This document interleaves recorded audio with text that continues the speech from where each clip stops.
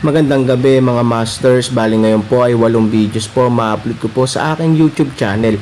Tama nga mga masters, 8 videos nga po ma-upload ko. Yon, what's up mga masters? Nandito na naman tayo sa panibagong araw, panibagong kabanata na naman ang pagsasama-samahan natin ngayon guys.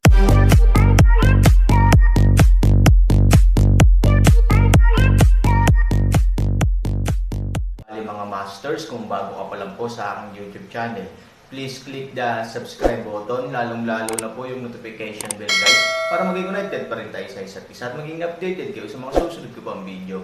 Bali mga masters, bago natin umpisahan ng kwento ay mag-shoutout po muna tayo para sa mga solid nating tagapakinig. Shoutout kay Gianna Zel Ramirez at shoutout kay Benji Rapols. Yun na nga mga masters, no? Bali hindi na ito patagalin. In 3, 2, 1, let's go!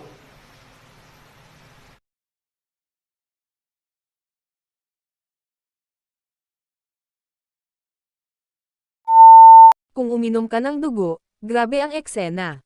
Paanong ang batang-bata ay magmumukhang bata, parang asong baliw, parang demonyo, uhaw sa dugo at masama.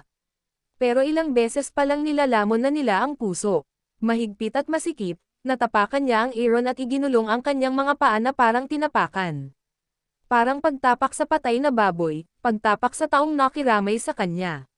Gayunpaman, gaano man siya kagalit, ang Aaron ay parang patay na aso sa oras na ito.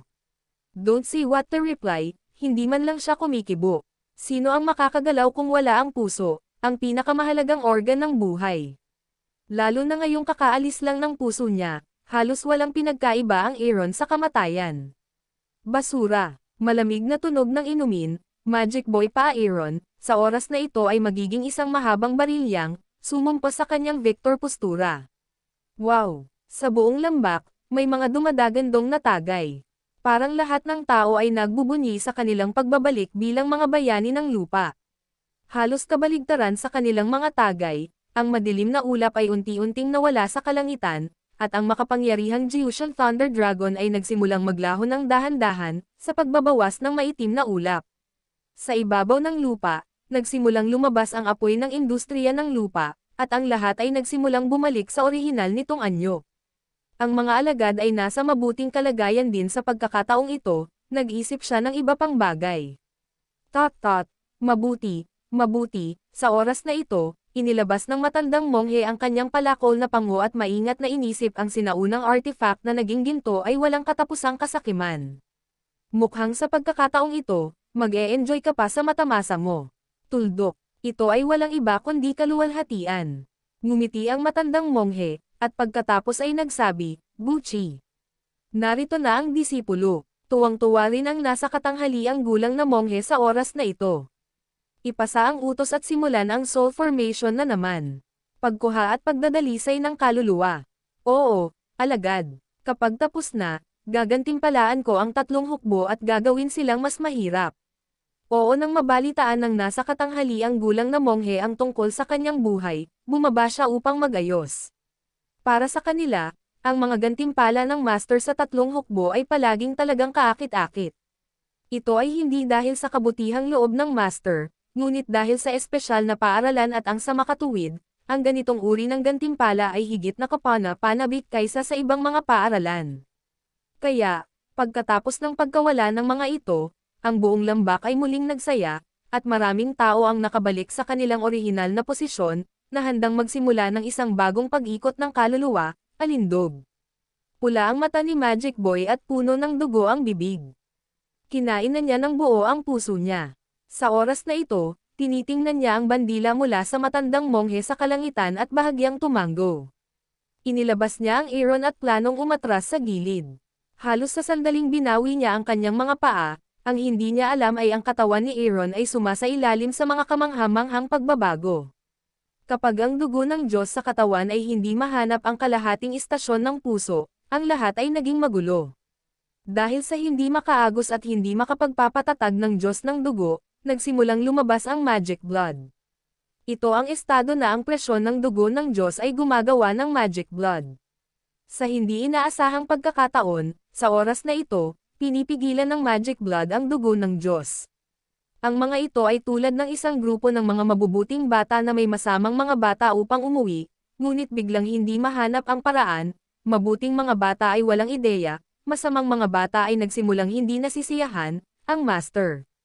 Upang sa oras na ito ng Eren's blood vessels, black gas ang haba, ang masamang dugo ay irritable. Pagkatapos nito ay hindi maiugnay ang puso, hindi ito katulad ng mga dugo ng Diyos na hindi alam kung ano ang gagawin. Halos nasa katawan ni Aaron, ayaw nilang patigasin ang pagkamatay ni Aaron at mawala. Sinubukan nilang basagin ang katawan ni Aaron. Bang! Sa katawan, ang kalikasan ang pinakamadaling masira na lugar. May ilang magic blood na bomb asa sa tanikala ng nawawalang bahagi ng puso at umagos palabas mula sa sugat. Ang ilan sa kanila ay dom alloy sa kahabaan ng katawan hanggang sa lupa, at ang ilan sa kanila ay dom alloy sa katawan sa kahabaan ng puwang ng katawan. Ang ilan ay nakahanap din ng isang pambihirang tagumpay sa mga organo ng Aaron at umagos palabas. Sa oras na ito, ang Aaron ay isang malaking bagay na dumudugo, at ang dugo ay dahan-daang umaagos pababa mula sa viscera at mga sugat. Sa lupa, dahil sa dugo ni Aaron, nagsimula itong tumunog. Ang banal na dugo ay may malakas na kinakaing epekto. Bagamat nakita ng Aaron na ang itim na baril ng Devil Boy ay hindi kinaagnasan, hindi ito nangangahulugan na kakayanin ito ng ordinaryong lupa. Dati, sobrang dami ng ulan at kakaunti ang daloy ng dugo. Sa sandaling hugasan, ito ay napakahirap na matagpuan. Gayunpaman, sa oras na ito, nang ang mga madilim na ulap ay nagkalat at ang mga kulog na ulap na tinatawag ng Soul Rising Mantra ay hindi pa ganap na nabuo, ang ulan ay napakaliit. Naturally, ang kaagnasan ng banal na dugo ay mas halata. At ang dugong dumadaloy sa katawan ni Aaron, na umaagos sa kahabaan ng nasirang viscera, ay nasa gilid na ngayon ng isang lubhang mapanganib na nakakabaliw na pagsubok.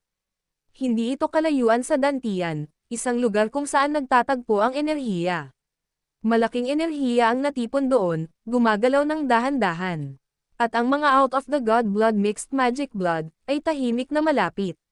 Sa isang iglap, dadampi ang dugo. Sa oras na ito, ang Magic Boy na naglalakad ng ilang hakbang ay halatang nakarinig ng kakaibang boses. Huminto siya at tumingin sa likod. Nakita ko ang isang kulot ng usok na tumataas mula sa lupa sa paligid ng katawan ni Aaron dahil sa kaagnasan, na nagpasimangot sa bata sandali. Malinaw na patay na, bakit maaari pa ring manganak ng abnormal na pagbabago?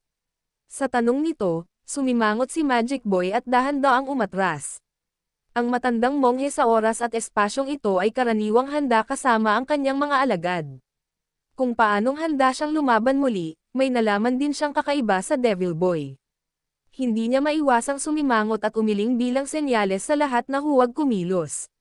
Mahigpit at masikip na kumunot ang noo niya habang nakatingin sa sitwasyon sa ibaba, anong ginagawa ng batang iyon. Sumimangot si Mingyu at sinabing, nakatingin sa ibaba, ibaba mo lang ang puso, sa oras na ito at hindi ko maiwasang banggitin. Ang panig ng Aaron ay nagbubuga ng usok. Sa oras na ito, ang Magic Boy ay nakarating na sa Aaron. Natural, hindi niya alam ang dugo sa katawan ni Aaron sa halos parehong oras, napunta siya sa enerhiya sa tabi ng Aaron na si Dantian. Biglang, kapag ang dugo ay dumampi sa enerhiya, ang buong nakatagong enerhiya ay tulad ng paputok, o ang atom ay nuclear, isang oras na hindi mabilang na maharlikang direktang pagsabog ng pagsabog kung may tumitingin sa loob ng katawan ni Aaron sa oras na ito, makikita niya na ang kanyang katawan ay puno ng puting gas na pag-aari niya ngunit hindi pag-aari niya. At ang hiningang ito ang orihinal na Gyoanzi sa kanyang bawal na paraan. Sinabi ni Gyoanzi na hindi niya dapat gamitin ito ng walang pahintulot, dahil ito at ang dugo ng Magic Dragon ay ang matinding dalawang bagay na hinango mula sa kinabukasan. Sa daan-daang libong taon, walang posibilidad ng pagkakaisa sa pagitan ng Tianlei at Duo.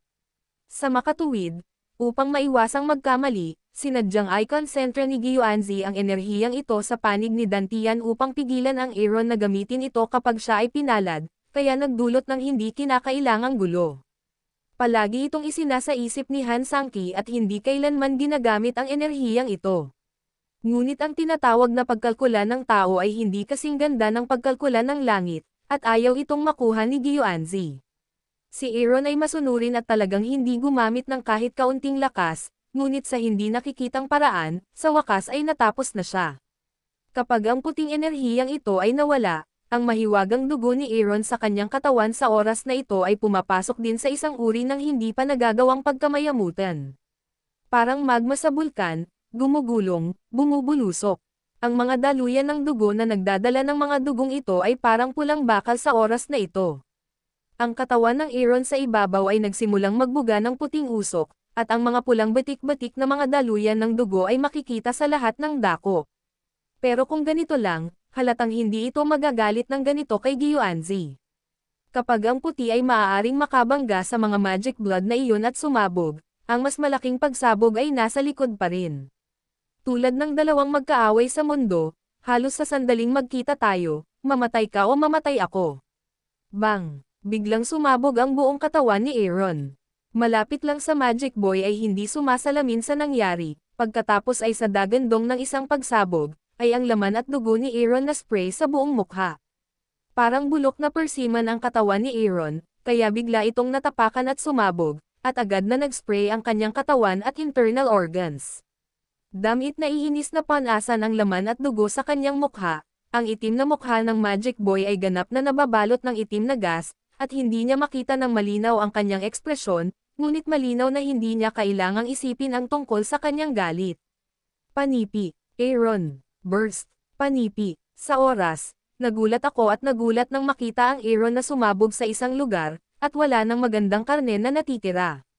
Bagamat alam nilang lahat na ang pagkatalo ng Aaron ay tiyak, sa kanilang mga mata, ang Aaron ay halos walang posibilidad na lumipat, o kahit na, patay na. Siya, ha ha ha ha ha ha. Tuldok, nabalitaan kong namatay si Yuan Ying kasama niya, pero hindi ko pa narinig ang sarili niyang katawan, hindi ko nakita. Totoo, it's killing me. May mga middle-aged na monghe na nababaliw sa ritmo. Natural, hindi sila nag-aalala sa kaligayahan. Kahit ang matandang monghe ay hindi mapigil ang matawa kapag tinutokso siya ng middle-aged na monghe.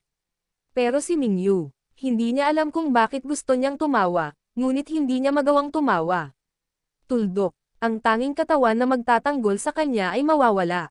Ang natitirang bahagi ng kanyang kaluluwa ay isang purple gold crab na walang shell. Hayaan ang batang Buddha na makaalis ng mabilis. Ngayon, haantong ako sa kulog para sirain ang kuryente at direktang patayin ang hanggal na batang ito. Ang matandang monghe ay napakasigla at masaya. Hindi na nagsasalita ng kalokohan ang nasa katanghaliang gulang na monghe, iwinagayway lang niya ang bandila. Nakita ang bandila, gumagalaw muli sa itaas, tumanggaw si Magic Boy, tumingin sa isang banten ng bulok na karne sa lupa, at tumalikod upang umalis muli. Ngunit 2 hakbang pa lang, biglang huminto ang Magic Boy. Dahil sa mga oras na ito, bigla niyang naramdaman na tila ba nahuli siya ng isang bagay, walang hubad, na paa na parang braso ang lupa. Ito ay ang lupa na puno ng mga latak ng karne at mga natitirang dugo sa oras na ito. Ang mga dugo at latak ng karne ay nagsimulang tumaas ang itim na hangin, at ang itim na hangin na ito ay parami ng parami. Ang ilan sa kanila ay hindi lamang hinawakan ang kanyang mga paa, kundi pati na rin ang kanyang mga kamay. Tsaka nakabara na sila sa lalamunan niya. Masikip at masikip, ang itim na gas ay sumangga ng higit pa mula sa karne at dugo. Parang may nagsindi ng smoke bomb. Hindi. Upang maging eksakto, bawat piraso ng nalalabi ng karne at bawat patak ng natitirang dugo ay isang bomba ng usok. Patuloy silang tumataas at nagtitipon ng parami. Ilang sandali lang ay napuno na siya ng itim na usok. Pagtingin mo mula sa tuktok ng bangin, makikita mo ang isang malaking grupo ng itim na usok. Mula sa kaunti sa simula, ito ay kumakalat sa buong katawan ng Magic Boy, at ito ay lumalawak pa. Sa oras na ito, ang demonyong batang lalaki sa itim na hangin ay mukhang nataranta at hindi alam kung ano ang nangyari. Yun na nga mga masters, no? Bali panibagong kabanata na naman yung natapos natin ngayong gabi. Muli, maraming salamat po.